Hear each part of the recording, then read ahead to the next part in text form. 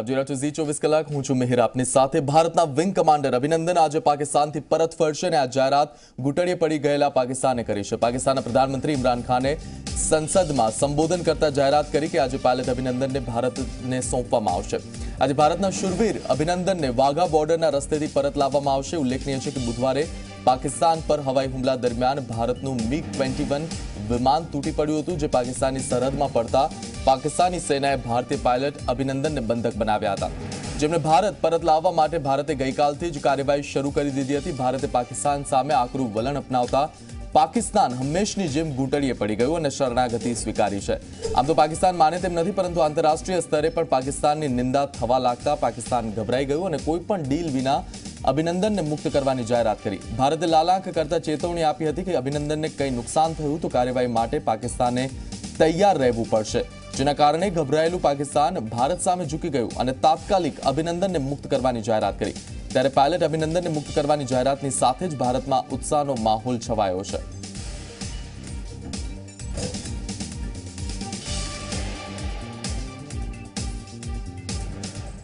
हमारा हीरो जो अभिनंदन सर हैं, वो हमारे गांव के पास से जो पहला हमारा जो पाकिस्तान से जो पहला बॉर्डर खुला हुआ है, इससे आ रहे हैं. हमें बहुत खुशी है. वो हमारे हीरो हैं. अपनी जान मान की परवाह ना करते हुए पाकिस्तान में गए और वहाँ अटैक करके फिर वापस आ रहे हैं. बहुत खुशी है सर हमें. हमारे देश की रक्षा के लिए वो गए हुए हैं पाकिस्तान में. अब पाकिस्तान भी घुटने टेक चुका है. जो 24 घंटे में हमारा आदमी वापस कर रहा है.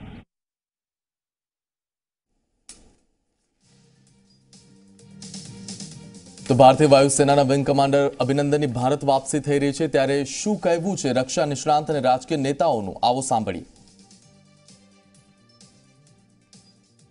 देखिए, ये भारत के करोड़ों करोड़ों लोगों की दुआ थी, प्रार्थना थी कि विंग कमांडर अभिनंदन बाइज्जत और बिल्कुल हिफाजत से अपने घर वापस आ जाएं. देखिए, हमें बहुत खुशी है कि विंग कमांडर अभिनंदन को वापस कर रहे हैं. ये हमारा बहुत ही ब्रेव फाइटर पायलट है और जिस प्रकार से इस फाइटर पायलट ने अपना कंडक्ट किया है कैप्चर होने के बाद, वो सराहना है. दिखाता है कि हिंदुस्तान की ताकत क्या है. लेकिन उसकी रिलीज से सिचुएशन में तब्दीली नहीं होने वाली है. पूरे हिंदुस्तान में खुशी की लहर उठ खड़ी है. हम वेलकम करते हैं ये स्टेप. हमारी बहुत बड़ी ज़बरदस्त कूटनीतिक जीत है, प्लस ये इंटरनेशनल प्रेशर के दबाव के नीचे पाकिस्तान ने किया है. नहीं तो पाकिस्तान आसानी से इसको वापस नहीं करता. पाकिस्तान साफ तौर पे सारे इंटरनेशनल नॉर्म्स का और जिनेवा कन्वेंशन का उल्लंघन कर रहा था. हमारी मांग थी कि किसी बिना शर्त के इसको अनकंडीशनली, पाकिस्तान ने पहले शर्तें लगाने की कोशिश की, लेकिन सरकार ने साफ तौर पर कहा कि कोई शर्त मंजूर नहीं की जाएगी. अनकंडीशनली इसको दीजिए, नहीं तो भूल जाइए. मैं ये कहना चाहूँगा कि पूरा मुल्क प्रार्थनारत था. मैं समझता हूं कि कोई भी घर ऐसा नहीं होगा जहां अभिनंदन के लिए प्रार्थनाएं नहीं हो रहा हो. लेकिन हमें इस बात को भी सोचना होगा, उन प्रार्थनाओं का असर है. और जो पाकिस्तान के प्राइम मिनिस्टर ने ये लिया है, ये एक अच्छा जेस्चर है. लेकिन इसके साथ साथ अब उन्हें जो आतंकी प्रयोगशालाएं हैं, उनको भी ध्वस्त करने के काम में लगना होगा. તો ભારતીય વાયુસેનાના વિંગ કમાન્ડર અભિનંદનની બહાદુરીનો પરિચય આપે છે આ દ્રશ્યો, જેમાં જોઈ શકાય છે કે પાકિસ્તાનના લડાકુ F-16નો કાટમાળ. બુધવારે જ્યારે પાકિસ્તાનના લડાકુ વિમાનોએ નૌશેરા સેક્ટરમાં પ્રવેશ કર્યો તો તેમને બદઇરાદાને નેસ્તનાબૂદ કરવા માટે તૈનાત ભારતીય વિંગ કમાન્ડર MiG-21 વિમાન લઈ તેમને ખદેડવા નીકળી પડ્યા અને તેમણે પાકિસ્તાનના લડાકુ વિમાન F-16ને તોડી પાડ્યું. પાકિસ્તાનનું લડાકુ વિમાન F-16 MiG કરતા આધુનિક હતું, જો કે અભિનંદનના બુલંદ આત્મવિશ્વાસ અને બહાદુરીને કારણે આ શક્ય બન્યું છે. હાલ તો વિંગ કમાન્ડર અભિનંદનની બહાદુરીના વખાણ ઠેર ઠેર થઈ રહ્યા છે.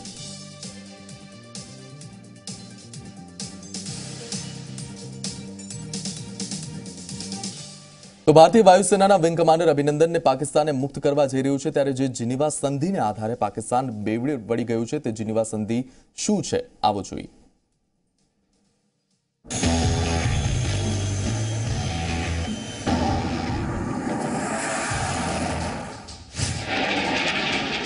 નિયમોના પાકિસ્તાને ઉડાવ્યા લીરે લીરા. જીનીવા સંધિનો આતંકિસ્તાને કર્યો ભંગ. કમાન્ડર અભિનંદનને માર્યો માર. નાપાકે અભિનંદનના ફોટા અને વિડીયો કર્યા વાયરલ. પાકિસ્તાને બુધવારે ભારત પર નિષ્ફળ હવાઈ હુમલો કરવાનો પ્રયાસ કર્યો પણ ફાવ્યા નહીં. એટલું જ નહીં, ભારતે પાકિસ્તાનનું F-16 લડાકુ વિમાનને ભગાડી દીધા અને તેમાં એક F-16 વિમાન તોડી પણ પાડ્યું.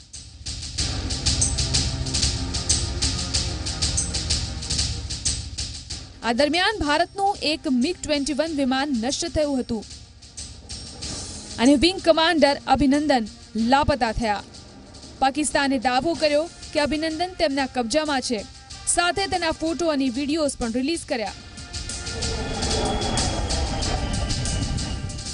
પાકિસ્તાને વિંગ કમાન્ડર અભિનંદનને માત્ર પકડ્યો જ નથી, તેની સાથે મારપીટ પણ કરી છે અને આખરી પૂછપરછ પણ કરી છે. આવો વિડીયો પણ વાયરલ થયો છે. આંતરરાષ્ટ્રીય કાયદા સમજૂતી પ્રમાણે પકડાયેલા લશ્કરી અધિકારી સાથે ગેરવર્તન કરી શકાતું નથી. તેના વિડીયો અને ફોટોગ્રાફ્સ પણ જાહેર ન કરી શકાય.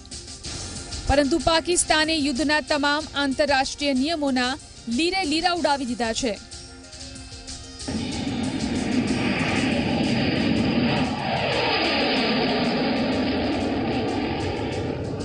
વિંગ કમાન્ડર અભિનંદનના હાલના વિડીયોને જે પાકિસ્તાને સર્ક્યુલેટ કર્યો છે તે જીનીવા સંધિનું સ્પષ્ટ ઉલ્લંઘન છે.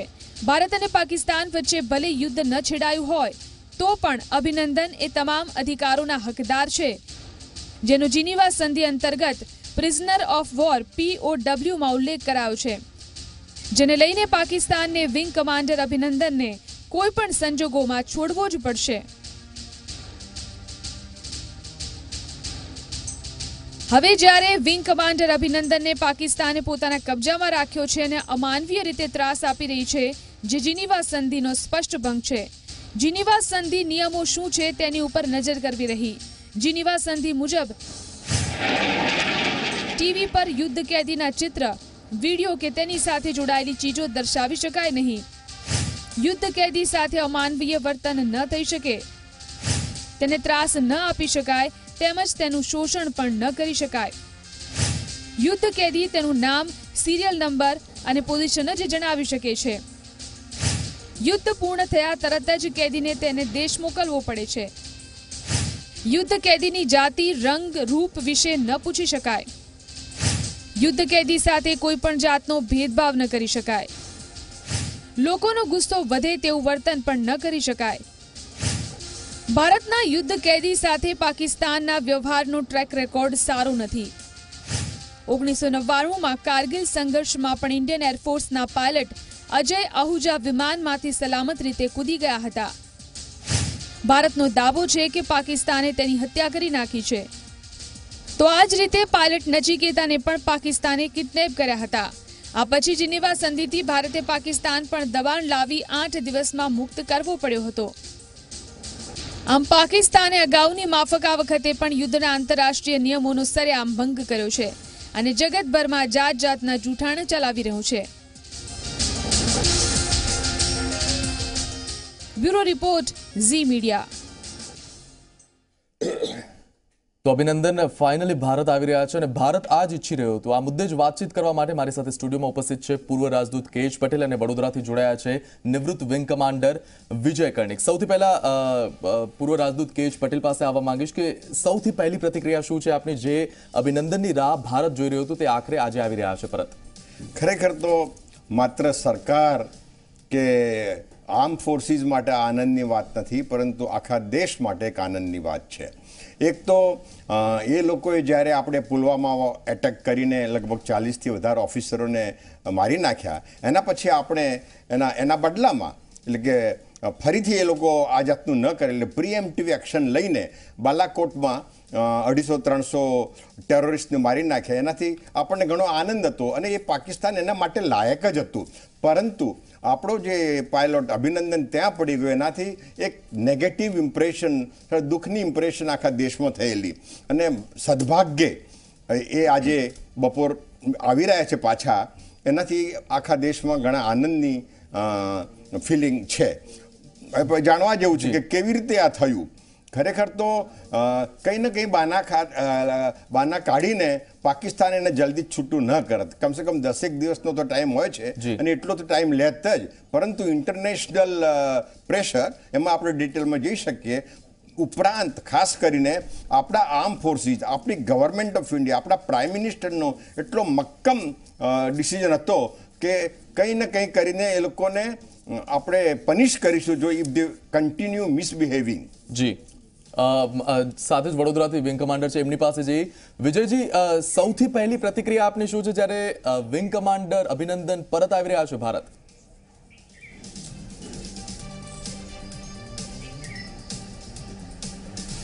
और बहुत खुशी की बात है कि वो सही सलामत मतलब वापस आ रहा है और पाकिस्तान उसको बहुत जल्दी छोड़ रहा है, क्योंकि POW का और पाकिस्तान का ट्रैक रिकॉर्ड बहुत ही ख़राब है. एक तो ऐसा होता है कि जब भी हमारे 71 वॉर में भी हमने देखा कि जब हमारे पायलट इजेक्ट होके उनके टेरिटरी में जाके गिरे सही सलामत, मगर उनको बहुत पिटाई की, कुछ 1-2 पायलट को उन्होंने मार भी दिया है, उनके सिविल जनता ने, उनके विलेजर्स ने, और वो भी हालत ये अभिनंदन की होते होते बच गई. उसे भी जो आपने जो वीडियो सर्कुलेट किया था उसमें देखा होगा कि विलेजर्स उसको काफ़ी मारने की कोशिश कर रहे थे, मगर आर्मी ने उसको आके बचा दिया. और उसने भी ये एग्री कर लिया है कि वो आर्मी के बिहेव से वो बच गया है. तो इनका ट्रैक रिकॉर्ड बहुत ही ख़राब है. और 71 वॉर के 54 जो प्रिजनर ऑफ वॉर है वो भी उन्होंने अभी तक वापस नहीं किए हैं. काफ़ी कोशिश की, उनके रिलेटिव्स ने, POWs के रिलेटिव ने गवर्नमेंट पे प्रेशर लाने का अपने इंडियन गवर्नमेंट में रिप्रेजेंट किया, मगर उन्होंने छोड़ दी. और जबकि हमने उनके 93,000 प्रिजनर्स इमीडिएटली छोड़ दिए. और एक और बताना चाहता हूँ कि 71 वॉर का किस्सा बताना चाहता हूँ कि 71 वॉर में अम्बाला के पास एक पाकिस्तानी पायलट लैंड इजेक्ट होके लैंड हुआ था. उसको इमीडिएटली दिल्ली लाया गया इंटरोगेशन के लिए, और उसको रेस कोर्स में हमारा एयरफोर्स स्टेशन है वहाँ रखा गया. और उसको जैसा रखा इमीडिएटली उसके कपड़े का, क्योंकि वो सिर्फ पायलट जब इजेक्ट करते हैं उनके पास सिर्फ फ्लाइंग सूट ही होता है, जैसा कि आपने अभिनंदन का अभी तक देखा कि वो हरे कलर के फ्लाइंग सूट में ही अभी तक है. तो इमीडिएटली उसके नाप लिया गया और कनॉट प्लेस में एक आदमी को भेज के उसके लिए ब्रांडेड कपड़े, पैंट शर्ट और पुलोवर, ठंड के दिन थे, वो ला के उसको प्रेजेंट कर दिया जाए. इस तरह से हम बिहेव करते हैं और उसके अगेंस्ट, उसके बिल्कुल अलग और बिल्कुल अपोजिट तरीके से ये हमारे प्रिजनर ऑफ वॉर को ट्रीट करते हैं. तो ये इनका ट्रैक रिकॉर्ड देखते हुए जब अभिनंदन सही सलामत वापस आ रहा तो ये बहुत खुशी की बात है. એક વસ્તુ મારે આમાં એડ કરવી છે કે કર્ણિક સાહેબે કહ્યું કે આર્મી એને બચાવી, પાકિસ્તાની આર્મી એને બચાવ્યો, પરંતુ ખરેખર એ લોકોએ ઓલરેડી ખરાબ રીતે એને ટ્રીટ કરવાનું શરૂ કરેલું. બંને હાથ પાછળ બાંધેલા, બ્લાઇન્ડ ફોલ્ડેડ કરેલા અને મારતા બી હતા. પરંતુ ભારત સરકારે એવી ચેતવણી આપી કે જો તમે એની સાથે આ જાતનું મિસબિહેવ કરશો તો તમારે એનું રિઝલ્ટ ભોગવવું પડશે. ત્યાર પછી એ લોકો એને કપ ઓફ ટી આપ્યું વગેરે વગેરે. એ બી આપણે જાણવું જોઈએ. ખરેખર એને ખરાબ રીતે ટ્રીટ કરતા રહ્યા અનલેસ આપણે એને આ જાતની ચમકી ના આપી હોત. જી કેત સાહેબ, એ જ વિષય પર હું આવવા માંગીશ કે જે જીનીવા સંધિ છે, આ સંધિને કારણે એનામાં ઘણા બધા ક્લોઝ છે કે જેના કારણે જ્યારે બે દેશો વચ્ચે જ્યારે કોઈ યુદ્ધ કેદી પકડાય છે ત્યારે તેને કઈ રીતે ટ્રીટ કરવો, કઈ રીતે એને પરત મોકલવો. પરંતુ એક વાત એ પણ સામે આવી છે કે આ વખતે જે અભિનંદનને પરત કરવામાં આવ્યો છે, પાકિસ્તાને જે જાહેરાત કરી છે, સૌથી ઝડપી કદાચ વિશ્વમાં જાહેરાત કહી શકાય, અથવા તો સૌથી ઝડપી પાછું મોકલવામાં આવે છે. બંને દેશોની ડિપ્લોમસીને લઈને આ કેટલું મહત્વપૂર્ણ કહી શકાય? એક તો વાત એ છે કે એકોર્ડિંગ ટુ જીનીવા કન્વેન્શન એને છોડવો જોઈએ, એ વાત બરાબર છે, પણ પાકિસ્તાન એના કારણે છોડી રહ્યું છે એ જરા બી માનવાની જરૂર નથી. કારણ કે જે આપણા જે જાધવ હજુ બી પાકિસ્તાનમાં છે એને 60 વખત આપણે રિક્વેસ્ટ કરી ફોર અ કોન્સ્યુલર એક્સેસ, અને કોન્સ્યુલર એક્સેસ એટલે આપણી હાઈકમિશનનો માણસ એને મળી શક્યા કારણ કે એ આપણો સિટીઝન છે. તેમ છતાં પાકિસ્તાને એ જાતનું એલાવ જ નહીં કર્યું. એટલે કે જીનીવા કન્વેન્શન એ એને ઇમ્પ્લિમેન્ટ કરવા માગે છે એ આપણે માનવાની જરૂર નથી. આ તો આપણી ધમકી અને ઇન્ટરનેશનલ પ્રેશરના કારણે એને જલ્દી પાછું આપી રહી છે. જી વિજયજી, આપની પાસે આવવા માંગીશ કે જે રીતનો જુસ્સો ત્યાં પેરાશૂટથી લેન્ડ થયા બાદ વિંગ કમાન્ડર અભિનંદને બતાવ્યું છે તે કાબિલે તારીફ છે અને તેની સમગ્ર દેશમાં ચર્ચા થઈ રહી છે, પાકિસ્તાનની મીડિયામાં પણ ચર્ચા થઈ રહી છે.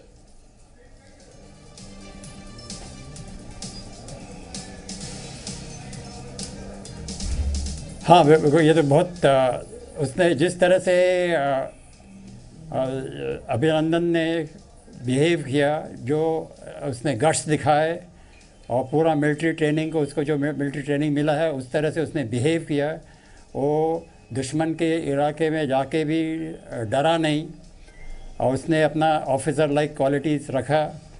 एक तो बहुत अच्छी बात है कि वो इंजर्ड नहीं हुआ, क्योंकि जब भी इजेक्शन होता है जेट एयरक्राफ्ट से तो जैसे कि मैं बता दूं कि जब इजेक्शन होता है तो पहले तो उसकी ऊपर की कैनोपी निकल जाती है जहाज़ की, उसके बाद में पायलट उसके सीट समेत बाहर आता है और उसके बाद में सीट अलग होती है, उसका पैराशूट खोलता है, फिर पायलट अलग हो जाता है, उसका पैराशूट खोल के आ जाता है. मगर जो धक्का लगता है एयरक्राफ्ट को से बाहर निकलने से उसमें स्पाइनल कॉर्ड बहुत डैमेज हो जाती है और बहुत दुख होता है,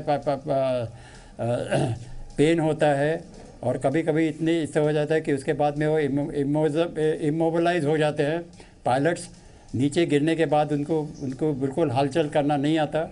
मगर ये बहुत अच्छी बात है कि जो कि अभिनंदन को जो कि झटका लगा स्पाइनल कॉर्ड को, थोड़ा दुख हो गया, मगर उसने अच्छे तरह से हिम्मत से कंडक्ट करके वो मॉब से भी एस्केप किया और सेल्फ डिफेंस भी किया. तो मैं उसकी बहुत दाद देता हूँ, उसकी हिम्मत की दाद देता हूँ और उसका तारीफ़ काबिल है. और ये सब ઇન્ડિયન એરફોર્સની પ્રોપર ટ્રેનિંગ है. જી, અને ઇવન કુટુંબની, કારણ કે એના પોતાના ફાધર એરફોર્સના ચીફ હતા. બિલકુલ. એટલે એની જેનેસિસ, એની ફેમિલી ટ્રેડિશન બહુ આઉટસ્ટેન્ડિંગ રહી છે. એની મધર છે, પોતે ડૉક્ટર છે, તેમ છતાં દુનિયાના કોઈ બી દેશોમાં એના જે સૈનિકો ગવાયેલા હોય છે તે પોતે સેવા કરવા ચાલી જતા હોય છે. એટલે એક ફેમિલી ટ્રેડિશન બી એ રીતે આ એક આઉટસ્ટેન્ડિંગ ઓફિસર. એમના પત્ની પણ એરફોર્સ સાથે જોડાયેલા હતા, એટલે આ ઘણું મહત્વનું કહી શકાય. કેત સાહેબ, સૌથી પહેલા આપને એ જ પૂછવા માંગતો હતો કે આપ પણ ભારત પાકિસ્તાનના સંબંધોને લઈને ક્યાંક ને ક્યાંક આપને એક સવાલ પૂછ્યો એની પહેલા આ દ્રશ્યો જે આપ ટીવી સ્ક્રીન પર જોઈ રહ્યા છો, ઝી 24 કલાકના દર્શકો અને મારા બંને જે મહેમાનો છે તેમને જણાવી દઉં કે આ તેમના ફેમિલીના દ્રશ્યો છે. આપે જે ફેમિલીની વાત કરી એમના માતા પિતાના દ્રશ્યો છે. ગઈકાલે મોડી રાત્રે જ્યારે તેઓ દિલ્હી જઈ રહ્યા હતા ત્યારે ફ્લાઇટમાં તેમનું અભિવાદન કરવામાં આવ્યું અને તે ફેમિલીને બિરદાવવામાં આવી કે જે ફેમિલીએ અભિનંદન જેવા બાળકને ઉછેર્યો છે અને અભિનંદન જેવા વિંગ કમાન્ડર ભારતને આપ્યો છે. કેત સાહેબ, આપની પાસે આવવા માંગીશ કે જે આપે ભારત પાકિસ્તાનના સંબંધો છે તે સંબંધોમાં આપ પણ રિપ્રેઝેન્ટ રહી ચૂક્યા છો. એ કચ્છની વાત હોય, સ્વિટ્ઝરલેન્ડમાં એ રિપ્રેઝેન્ટ કરવાની વાત હોય, ત્યારે ભારત પાકિસ્તાનના સંબંધો 1947થી આવા ને આવા જ છે. ત્યારે સંબંધોને વિશે આપ કદાચ વધુ પ્રકાશ પાડી શકો કે કઈ રીતે નૈતિક રીતે અથવા તો કૂટનીતિક રીતે આ સંબંધો આગળ વધ્યા છે આટલા વર્ષોમાં. તમે મને આ પ્રશ્ન પૂછ્યો, મને આનંદ છે, કારણ કે ફોરેન મિનિસ્ટ્રીમાં આપણે પાકિસ્તાન ડિવિઝનમાં મેં સારા એવા વર્ષો સુધી કામ કરેલું છે. અને જે અહીંથી આપણે શીખ જથ્થા જતો હોય છે, 3000 સરદાર ત્યાં પિલગ્રિમેજ માટે દર્શન જતા હોય છે, એની સાથે બી ગવર્મેન્ટના કોઓર્ડિનેટર તરીકે હું ગયેલો છું. એટલે પાકિસ્તાનને બરાબર જાણું છું અને પાકિસ્તાનની વિઝિટ બી કરેલી છે. એટલે ખાસ કરીને તમે કચ્છની વાત કરી, એમાં હિન્દુસ્તાન પાકિસ્તાન વચ્ચે કાશ્મીર આપણો જે કચ્છનું રણ છે ને એના અંગે પ્રોબ્લેમ હતો. 1965માં એ લોકોએ એટેક કર્યો અને ઇંગ્લેન્ડના પ્રાઇમ મિનિસ્ટરની મેડિએશનના કારણે બંધ રહ્યું અને એવું માનવામાં આવ્યું, એવું નક્કી કરવામાં આવ્યું કે આપણે ત્રણ આર્બિટ્રેટર રાખશું અને જે નક્કી કરે એ આપણે માની લઈશું. ઓકે, એટલે આપણે એક પ્રતિનિધિ મૂક્યા, એક પાકિસ્તાને મૂક્યા અને બંનેને મંજૂર થયા એ જાતનો એને ચેરમેન નિમ્યો. અને છેવટે એણે જે ચુકાદો આપ્યો એ ચુકાદોમાં એમ થયું કે અમારા ખ્યાલથી કે એણે બંને દેશોને ખુશ કરવા ટ્રાય કર્યો. એટલે આ કચ્છનું રણ આખું રણ આપણું છે એવું આપણે પ્રૂવ કરેલું. અને જ્યારે આઝાદી મળી ત્યારે બી કમ્પ્લીટલી રણ આપણું હતું, પરંતુ આ યુદ્ધ થયું ને આર્બિટ્રેશન મૂક્યું એના કારણે એ ટ્રાઇબ્યુનલે અને જીનેવામાં એક વર્ષ હતું આના અંગે, તો એ લોકોએ નક્કી કર્યું કે રણનો 10% ભાગ એમને આપવો પડ્યો. ખરેખર તો એ આપવા જેવો નહોતો. એટલે આપણને થયું કે આ જાતનો જે આર્બિટ્રેશન્સ હોય છે એ દબાણમાં આવી જતું હોય છે, પોલિટિકલ દબાણમાં આવી જતું હોય છે, અને બંને દેશોને ખુશ કરવા ખાતર આ કર્યું. એટલે ત્યારથી આજ સુધી, એટલે જુઓ ને 65થી કેટલા બધા વર્ષ થઈ ગયા, કોઈ વખતે હિન્દુસ્તાનની સરકાર આ જાતની મધ્યસ્થી એક્સેપ્ટ નથી કરતી. હમણાં એ વાતો થઈ છે ગઈકાલે કે અમુક દેશો કહે છે કે we can play a part, તમને બંનેને શાંત તમારી સાથે વાટાઘાટો કરી આપીએ. પણ હું માનું છું કે આ જાતની મધ્યસ્થી, આ જાતનું કોઈનું મેડિયેશન ભારત સરકાર નહીં માને. જી વિજયજી, આપની પાસે આવવા માંગીશ કે વાયુસેનાની જો પર્ટિક્યુલરલી વાત કરીએ, આ વખતની જે સ્થિતિ છે, આ વખતની પરિસ્થિતિ સર્જાઈ છે, તેમાં વાયુસેનાએ બહુ મોટો રોલ ભજવ્યો છે. અને ગઈકાલે પણ જે પ્રેસ કોન્ફરન્સ થઈ વાયુસેના, થલસેના અને સાથે નેવીની, અને આમાં પણ તેમણે એક મહત્વપૂર્ણ વાત કીધી કે ભારત પૂરતો જવાબ આપશે. વાયુસેનાની કામગીરી ઘણી જ કાબિલે તારીફ કહી શકાય.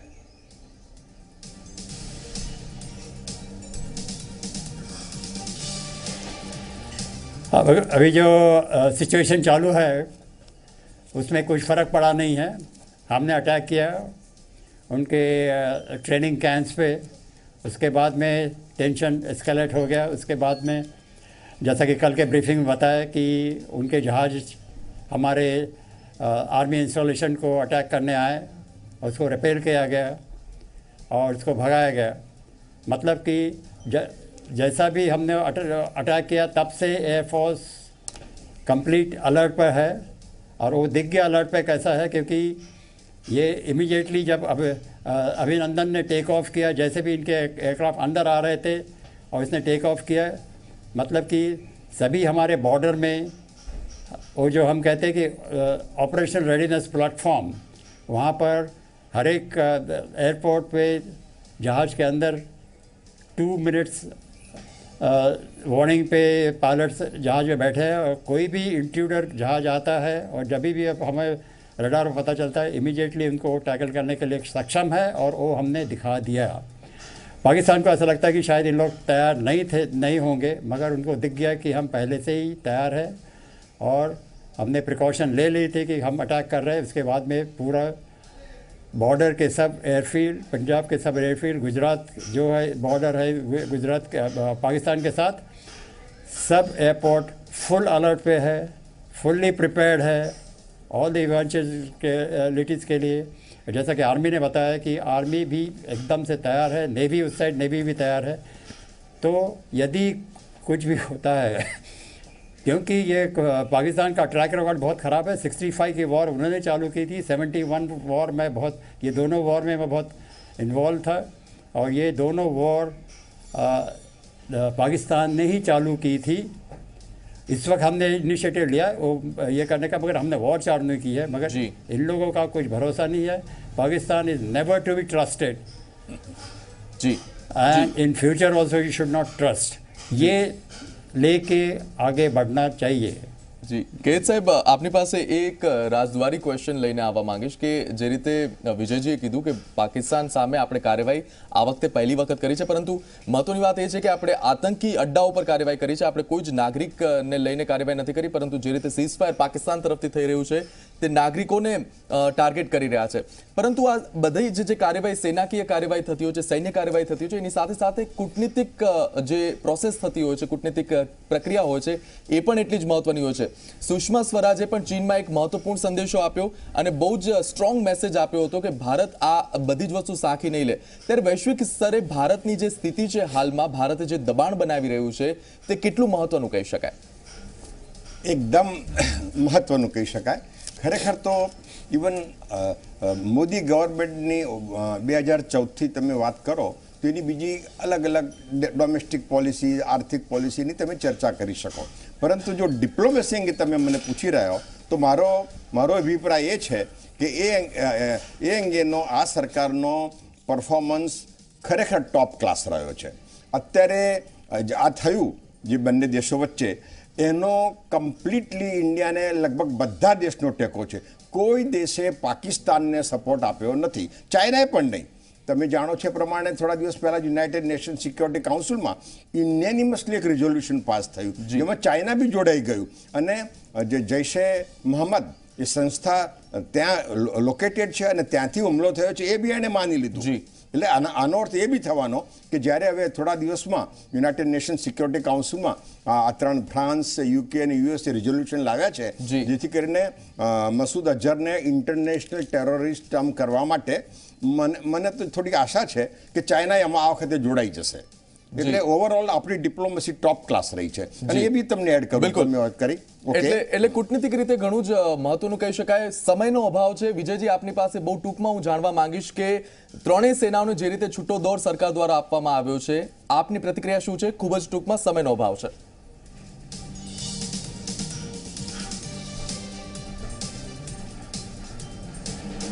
हाँ, काफ़ी दिन के बाद, मतलब कई सालों के बाद पूरी छूट हमारे आर्म फोर्सेस को हमारे प्रधानमंत्री मोदी ने दी है. पहले से हम कह रहे थे कि भैया, बहुत पहले का हमारा डिमांड था कि लाइन ऑफ कंट्रोल क्रॉस करके उनको ये करो, क्योंकि प्रॉब्लम वहाँ से आ रहा है. तो जब प्रॉब्लम है उसकी जड़ निकालनी है तो हमें वहाँ जाके अटैक करना पड़ेगा. बिल्कुल, ये बहुत डिमांड थी. Time and again UPA government को भी आर्म फोर्सेस ने बोला कि हमें ये करने दो, मगर किसी ने इस बात का निर्णय नहीं लिया. बिल्कुल, शायद हो सकता है कि जब से हमें आज़ादी मिली तब से हमें कोई ऐसा लीडर नहीं मिला जो कि हार्ड डिसीजन ले सकने वाला था. हर वक्त हमने सोचा कि नेबर क्या बोलेगा, बाहर के लोग क्या बोलेंगे, कोई એટલે સૈન્યની સાથે સરકારનો વિલ પાવર પણ ઘણો જરૂરી છે. કે સાહેબ, બે જ વાક્યમાં આપની પ્રતિક્રિયા. હવે ભારત સરકારનો એક જ ઓબ્જેક્ટિવ રહેશે કે ઇન્ટરનેશનલ બોર્ડરની એમની સાઈડથી જે એટેક્સ, અહીંયા ટેરરિસ્ટ એટેક થઈ રહ્યા છે એ બંધ કરવાનો. હું માનું છું કે ત્યાં બોર્ડરથી એ લોકોના જે કેમ્પ છે એ લોકોએ થોડા રિમૂવ કર્યા છે. અને જરા બી કોઈ એક્સક્યુઝ, જરા બી કોઈ કારણ મળશે તો ઇન્ડિયન ગવર્મેન્ટ જે હમણાં બાલાકોટ ઉપર જેને એટેક કર્યો એવો એટેક કરીને ખતમ કરશે. જી, આ પ્રકારનો જો રવૈયો રાખશે ભારત અને આ જ પ્રકારનું જો વલણ અખ્તિયાર કરશે તો ચોક્કસથી ભારત પાકિસ્તાન વચ્ચેના સંબંધો છે તેમાં ભારતનું દબાણ વધશે. આપ બંનેનો આભાર અમારી સાથે ઝી 24 કલાકની આ ડિબેટમાં જોડાયા તે બદલ. તો ઝી 24 કલાક પર આ અભિનંદન પરત આવવાના છે અને અભિનંદન ભારતમાં જ્યારે પરત આવી રહ્યા છે ત્યારે ઝી 24 કલાક પર પડે પડની ખબર આપ જોતા રહો. હાલ રોકાઈ એક નાનકડા બ્રેક માટે.